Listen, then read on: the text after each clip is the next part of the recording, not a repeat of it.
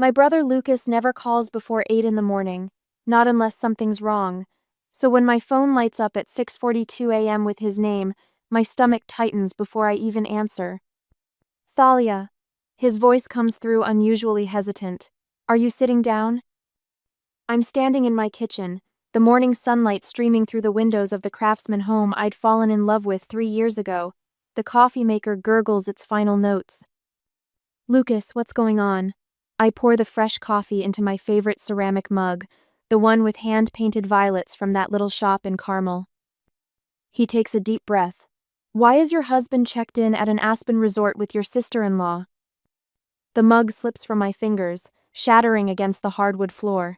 Coffee splashes across my bare feet, but I barely register the heat. What? My voice sounds foreign to my own ears. Carter's sister works at the Elevation Lodge. She just called him because she recognized Tessa checking in with Miles yesterday. I thought maybe. I mean, Miles told you he was going to Aspen, right? Detroit, I whisper. He told me he was in Detroit for a compliance audit. The world tilts sideways. Miles isn't in Detroit. He's in Aspen, with Tessa. I trusted him with everything, I say, my voice hollow. Our finances, our future, even the deed to our home. My thoughts race back to last year, sitting across from Miles at our dining table as he pushed papers toward me. His voice carried that familiar, reasonable tone he used whenever he wanted something his way. It's just simpler for financing if the deed is in my name, he had explained, tapping the document with his Mont Blanc pen. My credit score is higher. I remember nodding, even as discomfort prickled at the back of my neck. I had transferred $110,000 from my personal savings for the down payment money I'd been setting aside since my first job at 22, but his name alone went on the deed. Later, at the housewarming party, I overheard him telling our friends about his house, while I stood in the doorway holding a tray of appetizers. The crown molding sold me. He'd said as if he'd made the decision alone, as if my contribution didn't matter. I step over the broken mug and move to my laptop. My hands shake as I pull up Miles's office contact information. 3 rings before his assistant answers. Rebecca, hi. It's Thalia. Is Miles in today? A pause. No, he's not scheduled in this week. I thought he was taking personal time. My throat constricts. Right, thanks. I hang up and sink into the kitchen chair. No compliance audit, no Detroit. My phone buzzes with a text. Miles. Signal spotty in Detroit. Call you tonight. Love you. The trembling in my hands stops. A strange calm settles over me as I open our banking app. 3 withdrawals in the past week. $5,000, $3,000, $7,500. All from our joint account, the one where my recent promotion bonus had been deposited. I close my eyes and see Tessa at our rehearsal dinner, champagne flute in hand, leaning toward Miles. She's different from your usual type, she'd said, glancing at me. Less vivacious. Miles had laughed it off, but something in his eyes had shifted, something I chose to ignore. My phone rings again. Lucas. I'm coming over, he says before I can speak. I look around at the house I'd believed was partly mine. The mortgage statement addressed only to Miles Harrison. The furniture I'd picked out but he'd paid for. The life I thought we were building together. The revelation hits me with physical force. My marriage wasn't just phalange, it was a carefully constructed lie. And now I was watching it collapse like a house of cards, leaving me to wonder what would remain when the last card fell. I pick up a shard of broken ceramic from the floor. The cut it leaves across my finger feels distant, less painful than the truth I'm finally facing. Next day, I find the folder by accident. Miles always keeps his home office pristine, everything in labeled files, organized by year. It's while searching for our tax returns that I notice a cream-colored folder tucked behind his golf tournament plaques. No label, just there, hidden yet accessible. The first promissory note stares back at me, dated 8 months ago, $23,750 to Tessa, Miles' signature beneath hers, the paper slightly wrinkled as if it had been handled repeatedly. Then another, $31,600, and another, $39,950. My fingers tremble as I total the amounts. $95,300. Nearly $100,000 loaned to my sister-in-law. I sink into Miles' leather desk chair, my heart hammering against my ribs so violently I press my palm against my chest. The chair that cost more than our dining table, the one he insisted on buying while we were cutting expenses. This isn't just an affair, this is calculated. The next morning, I walk into First National with my driver's license and wedding certificate. The branch manager, Mrs. Winters, studies my identification with practiced efficiency, then gestures toward her office. "What can I help you with today, Mrs. Harrison?" "I'd like to review all our accounts." I maintain eye contact despite the knot in my stomach, joint and individual. Her fingers click across the keyboard. I notice her wedding ring modest, worn smooth by decades. "It appears your joint checking account has had several large withdrawals in the past 3 months." She turns the monitor slightly, "and there have been transfers to an account ending in 6,742. Is that our savings account?" Mrs. Winters glances at me, sympathy flickering across her features. "No, that account is solely in Miles Harrison's name." I keep my back straight, my voice steady. "Please show me all transactions from our joint accounts for the past year." The evidence accumulates like a mounting snowdrift. Miles has been systematically draining our joint funds into his personal accounts. There's 3 credit cards in my name I never applied for, all carrying balances near their limits. During a bathroom break, I check Tessa's Instagram. There she is, posing in St. Bart's last month, wearing the diamond tennis bracelet I'd admired at Tiffany's Brace. The caption reads, "Sometimes you need to splurge." The date aligns perfectly with a $7,500 withdrawal from our account money Miles told me was for emergency car repairs for his sister. I remember Miles' reaction to my promotion last year. His smile didn't reach his eyes. "That's great, hon," he'd said, then immediately changed the subject to his golf handicap. I'd interpreted it as distraction. Now I recognize it as resentment. Back at home, I spread the documents across our dining table, the promissory notes, bank statements, credit card bills. My throat tightens as reality crashes down.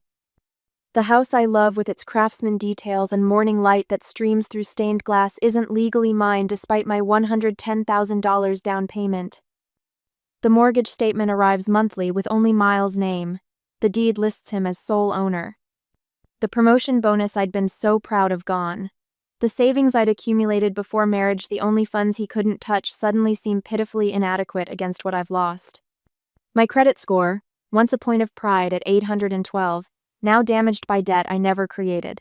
I check it on my phone and watch the number load. 614, below the threshold for a decent apartment rental. I'd built my career on logistics management, I whisper to the empty room, yet failed to see the systematic dismantling of my own financial security. My hand shakes as I dial the number for my personal bank, the account I'd opened at 22 with my first real paycheck. The account Miles had called cute when we merged our finances, suggesting I keep it for sentimental reasons. "Account balance for ending in 8,873? The automated system asks. I punch in my PIN, holding my breath. "Your current balance is $17,423.16. Relief floods through me. He didn't find it. Or perhaps he didn't think it worth taking. I sink into the dining chair, my fingers curling around my phone. $17,000. Not enough to start over completely, but enough to give me options. Enough for a lawyer. As I stare at my remaining savings, I wonder, should I confront them immediately with what I know, or quietly gather more evidence while planning my exit? Direct confrontation might be satisfying, but strategic patience might save what I'd worked so hard to build. The sun sets beyond the windows of the house that was never truly mine. My decision crystallizes with the fading light.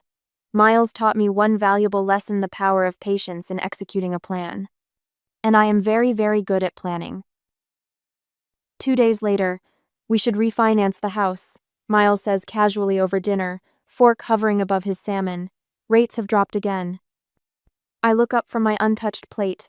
His timing is perfect, right when my guard should be down, in the warmth of our kitchen with the scent of dill and lemon hanging in the air. Refinance? My voice stays neutral despite the alarm bells clanging in my head. Just to lower our monthly payment. He smiles that disarming smile that once melted my defenses. The paperwork's in my office. We need to sign by Friday to lock in the rate. I nod, buying time. What's the rush? Miles shrugs, chewing deliberately. It's a limited time offer. Oh, and Tessa called today. Her boutique supplier in Milan has some exclusive inventory available, but she needs capital fast. I told her we could help. Another loan? The words escape before I can filter them. His eyes narrow slightly. It's an investment opportunity, Thalia. She'll pay us back with interest once the shipment sells. Just like the last 5 investments, still outstanding. How much? I ask. 15,000 should cover it. He says it like he's suggesting we order takeout. My stomach tightens, but I manage to swallow my bite of fish. I'll think about it. Later, while Miles showers, I sit cross-legged on our bed with my laptop, the blue light illuminating my face in the darkness. My search history fills with phrases I never imagined typing: financial abuse in marriage, community property laws Oregon, hidden assets divorce. The clock reads 1:37 a.m. when I finally close the laptop. Sleep evades me, replaced by memories that now carry new weight. Miles insisting I close my separate checking account 6 months after our wedding. His irritation when my promotion came with a salary that approached his. The way he questioned every purchase I made while upgrading his golf clubs without discussion. The following morning, I start a spreadsheet. Methodical columns track every transaction from our accounts for the past 3 years. Each row tells a story: money transferred to accounts I never approved, withdrawals that coincided with Tessa's social media posts showcasing new jewelry or weekend getaways. I document everything with the same precision I bring to managing supply chains at work. Dates, amounts, patterns. The spreadsheet grows into a damning financial autopsy of our marriage. My phone rings Thursday afternoon while I'm reviewing home equity laws. Thalia, it's Carter. Tessa's husband's voice sounds strained, unfamiliar. My hand tightens around the phone. Carter, hi. I think we need to talk. He pauses. Something doesn't add up with these trips Tessa's been taking. Relief washes over me, sudden and startling. I'm not alone anymore. When can you meet? I ask. That evening, Miles corners me in his home office, waving the refinance papers. The room smells of his sandalwood cologne and printer ink. You haven't signed these yet. His tone suggests I've forgotten to pick up milk, not potentially signed away my claim to our home. I look at the papers, then at the man I once believed would never hurt me. What exactly am I signing, Miles? Just standard refinancing documents.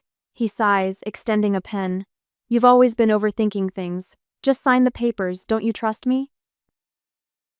The question hangs between us, a challenge. 3 years ago, I would have signed without hesitation, eager to prove my trust. But trust, like so many things between us, has been systematically undermined. Trust isn't blind, Miles.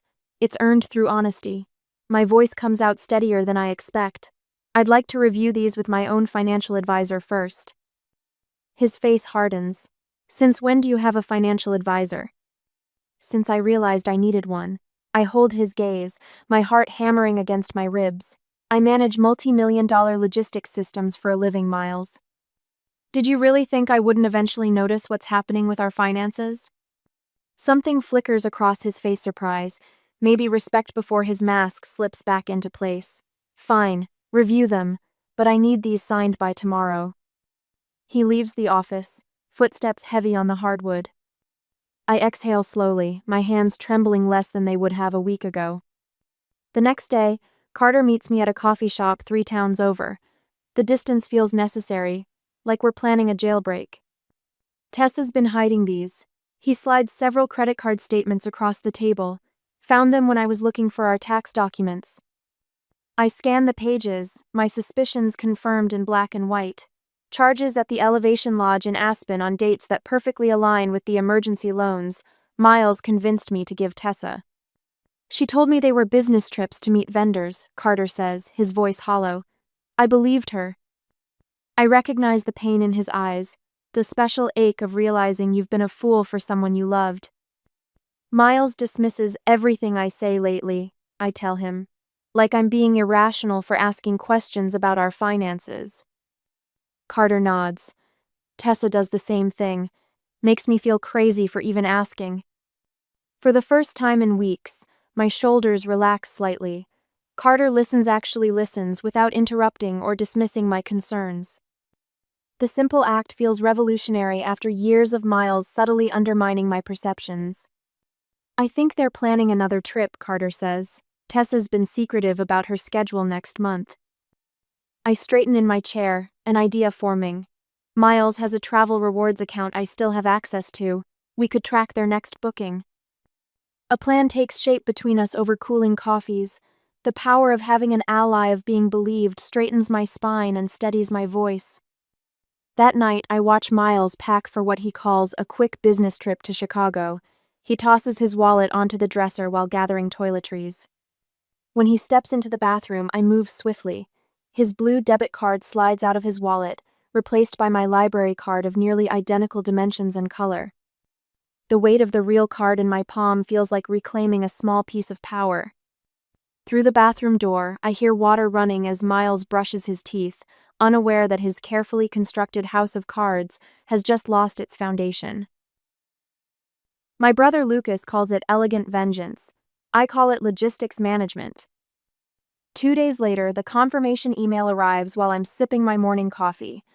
I verify every detail one last time: 2 first-class tickets rerouted from Aspen, Colorado to Fargo, North Dakota. Mid-February, when temperatures reliably plummet below zero. I select their return date for 5 days later, knowing Miles hates cold weather almost as much as he hates being inconvenienced. "Are you sure about this?" Carter asks, leaning against my kitchen counter. His eyes, so similar to Tessa's but infinitely more honest, watch me with careful concern. I've never been more certain of anything. I close my laptop with a satisfying click. The beauty is in the details. I used Miles' travel points instead of the credit card so he won't get any alerts. And their connecting flight in Minneapolis gives just enough time for them to grab lunch without questioning their final destination. Carter nods slowly. And the card switch? I open my purse and remove Miles' wallet, taken from his briefcase while he showered this morning. The Navy library card nestles exactly where his debit card should be. Both rectangular, both plastic, similar enough at a glance. Size and placement matter in sleight of hand. I say, returning the wallet to his briefcase. He never actually looks at his cards until he needs them. That evening, Miles packs with military precision, folding each shirt with practiced efficiency. I notice he packs his new cashmere sweater, the one I've never seen him wear to work. Detroit in February, he sighs dramatically. At least the audit team booked a decent hotel. I nod, careful to keep my expression neutral. Don't forget your debit card for incidentals. He pats his wallet. Already packed. I'll call when I land tomorrow. Morning brings a flurry of activity. Miles kisses me goodbye, a perfunctory peck that barely grazes my cheek. I watch from the doorway as he loads his suitcase into the Audi, noting how he checks his reflection in the driver's side window before sliding in. 12 hours later, my phone lights up with his name. "Hey babe," he says, voice dripping with false cheer. "Just checked into the Elevation Lodge. You should see this place, the mountain views are incredible." My heart pounds against my ribs, but my voice remains steady. Elevation Lodge? In Detroit? A brief pause. Did I say Detroit? Sorry, working on 2 projects at once.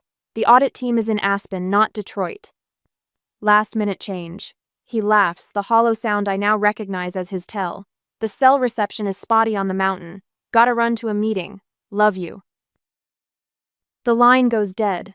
I stare at the phone, a strange calm settling over me. 3 hours later, another call. This time, panic edges his voice. "Thalia, something's wrong with my cards. They're all being declined." "That's strange," I say, stirring the pasta sauce I'm making for dinner with Carter and Lucas. "Are you sure you brought the right ones?" "Yes, His voice cuts off, then returns with forced control. "Listen, I need you to wire money to the hotel. I'm in a difficult situation." I set down my wooden spoon. We? Who's we, Miles? Another silence, longer this time. In the background, I hear a female voice, Tessa's unmistakable whine. It's not what you think, he starts, but we both know it's exactly what I think.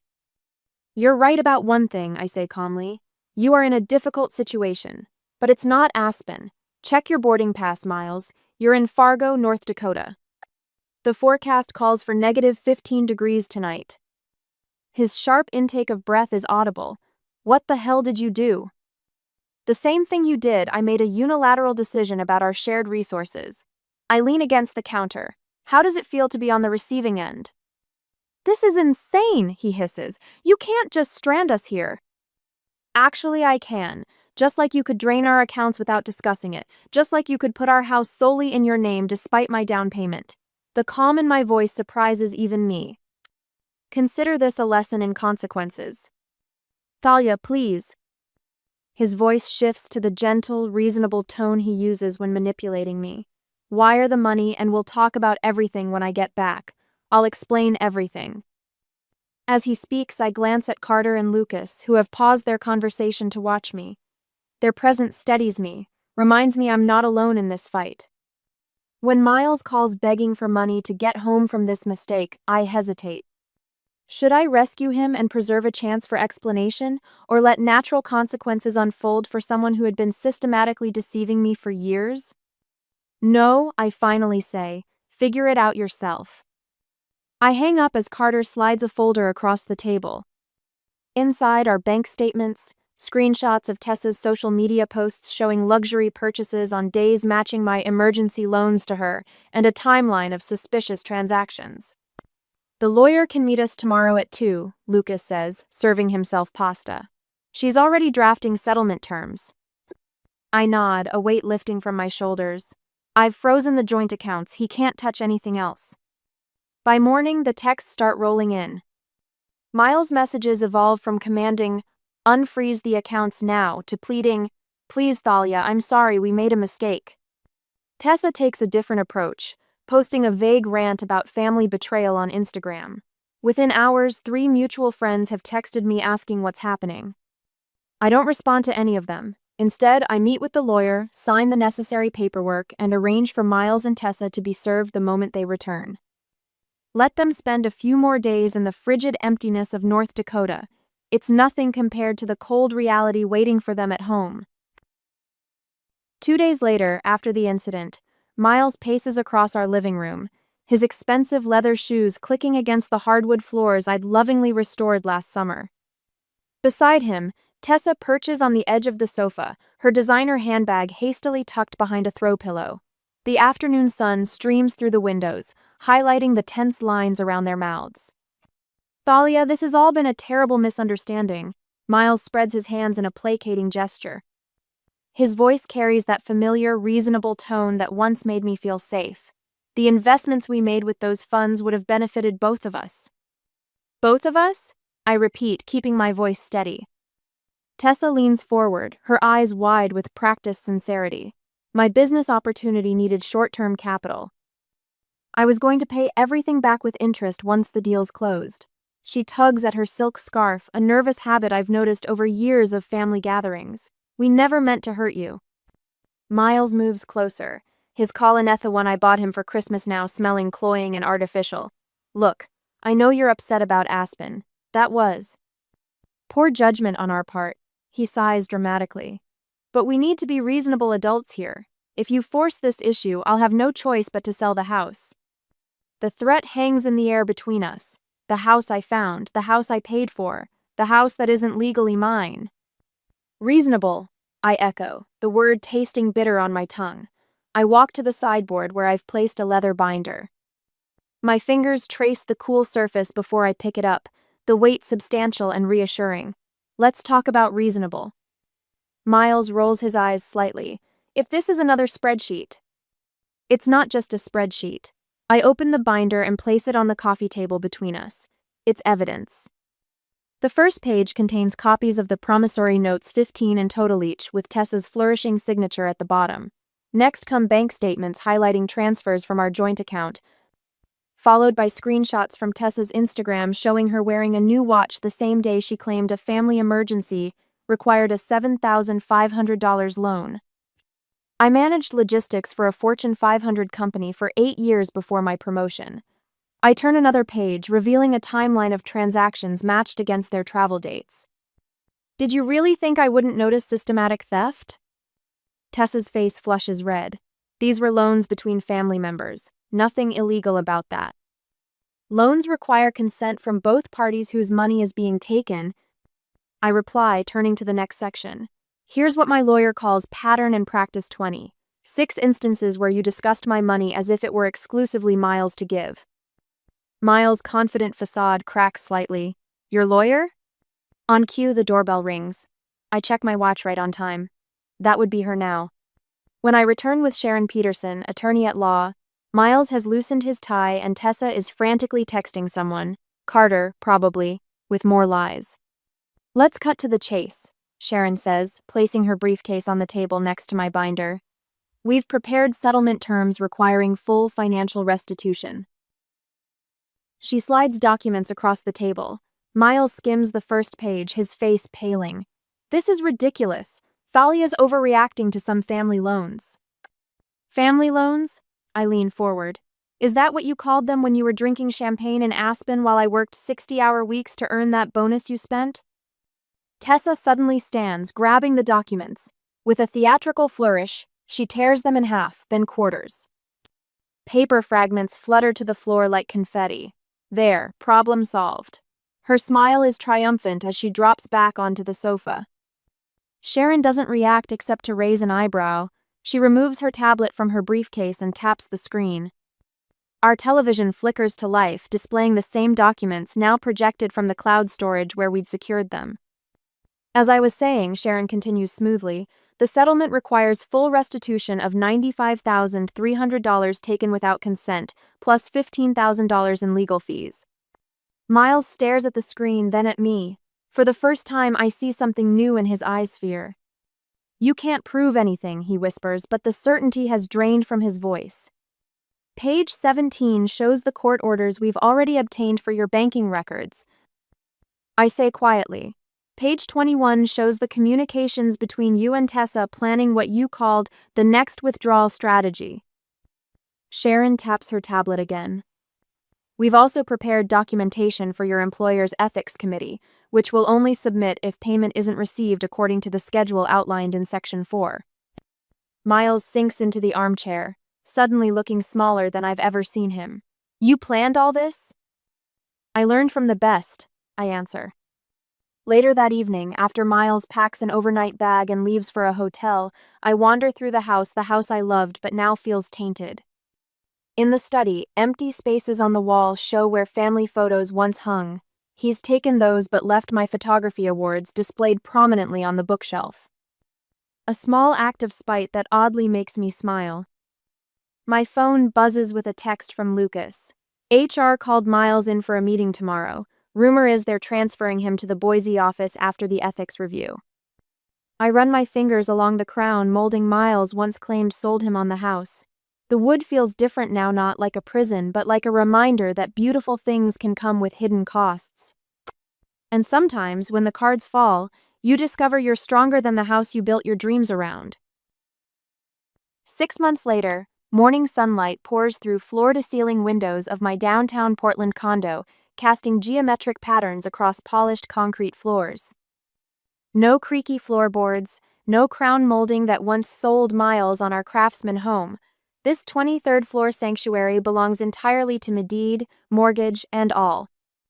I sip coffee from a handmade mug I purchased at the Saturday market, reviewing quarterly projections for my new regional territory. Since my promotion to VP last month, I've been restructuring logistics chains across 3 states rather than managing other people's messes. The notification from my investment app reminds me my portfolio rebalancing finished overnight, diversified across emerging tech, established healthcare, and sustainable energy. Never again will my financial security depend on someone else's honesty. My phone rings. Lucas. Good morning, I answer, smiling at the parallel to that devastating call 6 months ago. Everything okay? Just checking in. Mom wanted to know if you're still coming for dinner Sunday. Wouldn't miss it. I trace my finger along the edge of my coffee mug. You know, I never properly thanked you for calling me that morning. It hurt like hell, but it opened my eyes. You're doing all right now, though.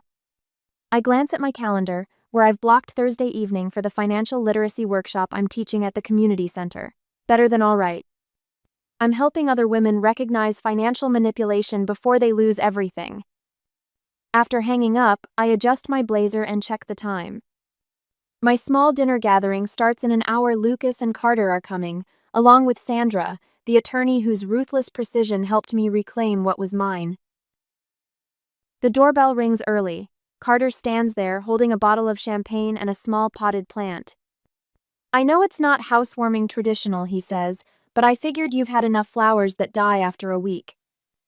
I welcome him inside, taking the plant, a small jade with glossy leaves, something that grows stronger with time. I like the metaphor. Later, as we all raise glasses around my sleek dining table, Sandra offers a toast to recognizing the difference between a house and a home. And to boundaries, I add, both legal and personal. After dinner, while Lucas helps Sandra with her coat, Carter joins me at the window overlooking the city lights. I unfold the architectural plans. I've been reviewing my first investment property, a duplex in a developing neighborhood. Breaking ground next month? He asks, studying the blueprints. If permits come through on schedule. My phone chimes with an email notification, final confirmation of my keynote at next month's regional leadership conference. His fingers brush mine as we both reach to turn the page. The contact sends a quiet warmth up my arm, nothing like the desperate need I once felt for Miles' approval. Dinner again next week? Carter asks, his voice carefully neutral. Just us, maybe? As I welcome the possibility in his eyes, I wonder if relationships built from shared wounds can truly heal into something stronger, or if sometimes the wisest path forward is complete independence. What would you choose? Embracing new possibilities with someone who understands your pain, or building a life entirely on your own terms? I fold the blueprints and smile. Either way, I'll be standing on ground that's mine alone.